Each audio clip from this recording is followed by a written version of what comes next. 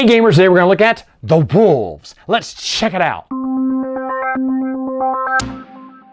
Setup for the game is easy. What you're going to do is you're going to place these little tiles here. According to the game, how many players you have. In a 2 to 4 player game, the setup will look different.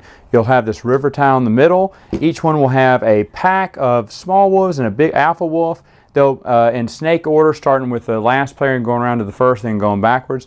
They'll place one of their wolves on one side of the river and then the other wolf on the other side of the river to begin. You'll also be putting out these little wolf tokens wherever you see the icons on the board, and some of these little pink hunting tokens wherever you see the icons on the board. There are 5 different types. You'll put out as many as you can, and of course there may be extra than 5 types, and that's fine. Just put whatever you want out.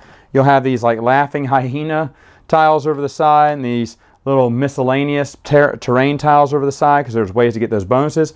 Everyone starts the player board fully filled with their dens, their little layers here, and they're going to have their wolves here. Their alpha wolves are notated on the 3rd and 6th wolf here, and it says that on the little player board, so you'll know where all these go.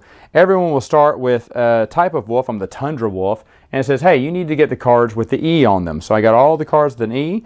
One of them will be the same double-sided terrain, and the rest of them should be set to 1 to each of the different terrains. So you should always start with 2 on the same side, which is your base terrain, and then that random one. And if you see on the other edge, you'll say, hey, if you flip this over, it would be a plain. And then it says, hey, if you flip this over, it'd be a winter or whatever area.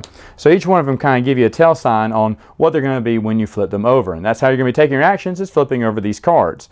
You're also going to have some stars out here to the side for second place. First place is going to be decided by these crescent, half, and full moons. The game will tell you, depending on the number of players, where to put these tiles on the board. And you'll also have your little moonlight board, which will trigger scoring for each round, depending on 2 to 3 players, or if you're playing with 4 to 5 players there. And when you hit one of these areas with your player number there, that's when you would score those little tokens there. So first off, let me kind of tell you how the game works. It's very simple. On your turn, you get to take 2 actions, and they can be anything. The first one, and the most common one, is move. To move, you just got to flip over 1 terrain, and you will move to that type of terrain. So for example, if I was to flip over this snow one here, I'd flip it over, and I could move. And here's the pack. I could have at least 2 wolves, move up to 3 spaces. That's what it tells you. As you move these dens out, your actions will get more powerful. But I can move any 2 I wanted to. So maybe I wanted to move him 1, 2 right there. Or since I could move 2, maybe I wanted to move them together 1, 2. Or maybe I wanted to move him over here 1, 2 and him over here 1, 2. As long as they ended on that tile that I was going to flip over, that's fine. Now another thing when it comes to movement, you may never move onto another player's layer. So if there's a layer there, I could not move on it. I could move past it, but I couldn't move on it. I couldn't move over water tokens where the moons are. And also, I could not end my turn on an area where there is 2 other icons on there, either 2 wolves or a den in a wolf. I couldn't end there. If it was one or the other, I'd be fine. I could end my turn on a den or even end my turn on a wolf. However, if an alpha wolf all ends their turn on an opponent's smaller wolf, they may push that smaller wolf over by 1. And let's say, well, this smaller wolf couldn't go over here because that's water. They couldn't go here because that's, 2 people. Maybe there's 2 people here. Well, then you keep moving them over until they could finally reach an area where they could be alone. If there was only 1 wolf there, then obviously he could push him there, and that's allowed there because you can have 2 of the same color wolf on the same square. So that's kind of how movement goes. Now, the other things here, and it tells you on the player board, if you want to howl at something, you flip over 2 of these. And when you howl, you're howling at these little tokens on the board. And whichever ones you flip over must match where the wolf token area is. So for instance, if I wanted to howl this snow one here or this snow one here, well, what's my range? Right now, it says my range is 2. So 1, 2, I could howl at that one, or 1, 2, I could howl at this one too. I couldn't go here 1, 2, 3, because first off, it's not in the snow, but even if it was in the snow, it's 3 away from me, so I couldn't howl at that one. Howling at them, of course, I'd flip over these 2 in that case, and then I would howl at either one. Remove the token, place that token on the moonlight board on the first area like that, and then take one of my wolves from the order from the little wolf order there and put it right there. That's how you can create new wolves, okay? Another thing you can do, and this is also by flipping over two areas of the same type, you can create a layer. So let's say that this wolf was right here, and he wanted to create a den, I should say, not a layer, but a den first, over in the grassland area. So I could flip over these two, and then take a den from any of these areas and place it over in the grassland area. Now, when you do that, you're improving your pack spread, meaning how many wolves can move, on a turn, or your wolf speed, how fast they can move around the board per turn, or your howl range. So now instead of 2, I do have a howl range of 3, so I could howl at that one if I wanted to. So all of these are going to be improvements in your game board as you're putting out dens along the way. They're also going to count as victory points when it comes to scoring, but I'll get to that later. But if you reach the end of any of these aisles, pretty soon they start giving you victory points and other bonuses like these. What are these? These are extra actions you can take at any time. You can even stack them up for a while. So maybe you had 3 here, and so on my next turn I take 2 of those actions and maybe have a huge turn and take 3 more actions if I wanted to. Other things you can get are these multiple terrain tiles, and they can really help you on some of the bigger actions, or if you're trying to take an action in an area where you just don't have enough of the tiles to flip over, you can always cash this in. It counts for all 5 terrain tiles there. So what's something else you can do? Well, for the cost of 2, you can upgrade that den into a layer. And again, it has to match that area. So this isn't a plane. I have nothing in a plane. But let's say I had these 2 flipped over at a time. I could upgrade that plane later. I mean, this one that's located in the plane to a layer. What I do is I flip over them both, take this den. Now that's out of competition, I'm going to replace it with a layer, and then I'm going to put my den on the Moonlight board again like this. Again, this is signaling when we're going to end that round and score it. So that's what you're doing. It also opened up some victory points here, and automatically it gives me another terrain token. Different types can give you different things. The other thing you can do is you can hunt. Now, hunting is kind of automatic when you move.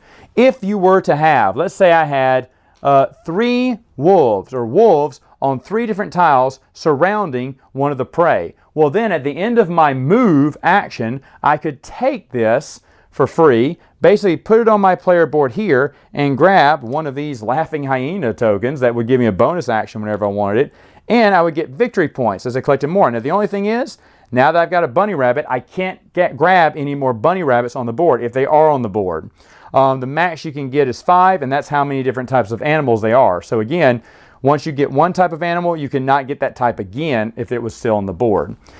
And that automatically happens with the move. Now, the last thing you can do, and this is one of the biggest actions you can take, is dominate. And dominate means that your wolf is next to a lone wolf. That wolf can't be on the square with someone else or maybe on a den there. They have to be all by themselves. Well, your wolf could basically dominate them, and you could get rid of that person's wolf, but you have to have 3 of a kind. So again, he's on the snow. How am I going to get 3 of a kind? I only got 2 here. Maybe if this one was over, I could get 3 of a kind. But let's say maybe he was on the mountain range here. I only got 2 of those types. Well, remember, I could cash this in for a dominate, flip over these 2, and dominate that wolf. Take him off the board. Again, he goes on the Moonlight board, just like that, off the not back to the player, and then grab another wolf from my area, and now he's part of me. So the game keeps going until this reaches one of the quarter moons, according to the number of players. So in a 3-player game, once we put our another icon right here, then that would symbolize that we got to score the quarter moon areas. And as you see, there are quarter moon areas on the board. The person who has the most points there gets 4 victory points, and the tile, so they'll just flip it over and get it for 4. And second place will be 2. Now, if there's a tie, both players will get 2. What's victory points? Well, layers count for 2 points, and anything else, huts and wolves, in that section, only in that section, would count for 1 victory point each. If there is a tie, which could be the case, then you look and see who has the most alphas there. And if it's blue player, then they would get the token. Again, if it's tied, then both players would split second place points, and you wouldn't award anyone for second. Then you remove the quarter moon tiles, keep playing until you get the half moon, and then the full moon tiles, and then the game would end. After that, you're going to add up the highest amount of victory points you got on each track. So for instance, if I remove 2 layers in the game, I'd get a total of 15 victory points. If I was to remove all these over here, I'd get a total of 7. Maybe I only removed 2 here, got a total of 3, didn't move them all there, so didn't get any victory points here. Let's say I filled up these 2 rounds here, so I got a total of 4 victory points here. And let's say I got rid of a lot of wolves there, and I would have gotten 10 victory points there. And of course, whoever has the most victory points wins. Final thoughts. What do I think about the game? Oh, it's a good game. It's a great game. Pandasaurus are the people who make Dinosaur Island, Dinosaur World. This one's a better game. This is a better game. I'm going to stick to that too. I think the Wolves is smart. It's easy actions, but a lot of hard decisions on what you're going to make. What are you going to use with your 2 actions? Movement. It seems very simple, but there's always something you can do with movement. You're moving your pack to the next scoring region, or you're moving to surround some prey to get that those victory points and that extra action token, or you're moving them just to set up to dominate another wolf that's kind of lonely. You don't see, the other players don't always see it coming because there's so many areas you're trying to build and score. And when you play those extra actions matter. When you play those terrain tiles matter. I thought, oh, you only play a terrain tile when you want to dominate because that's a 3 and that's pretty hard to do. I didn't do dominate that much. I use them for other reasons. And that's another thing. The thing I love a lot about this, I thought, why would you place in areas where they've already scored? Like, that makes no sense. Well, because laying dens is kind of simple, and you want to get those dens out of the way so you can place them in areas that have already scored, only because you want to increase your howl, you want to increase your movement, or the amount of wolves that can move. Or you basically want to get those extra actions or the victory points into the game. You also want to upgrade certain things and do certain things on the board that put those icons on the calendar. You can trigger the end whenever you want. That was one thing that my nephews could not wrap their heads around. They couldn't figure out that, oh, wait, you put that last icon on the board. Well, don't we get to finish the round? No, you don't. You score it right then and there. So you can decide. There were things that I did in the game that I didn't want to do, but I was like, you know what? If I do that now, it'll trigger the scoring round, and I have the majority there. I dominate at this game right now because I love that you can decide. A lot of times, you can't always control, but there's sometimes you can control whether it will go to the next player round or maybe it'll go back to you again. But if I've got the lead, I'm going to do everything I can to put as many icons on the board as I can during my turn, using my extra actions to put icons on the board, just so I can hurry up the end of that round and score those big points.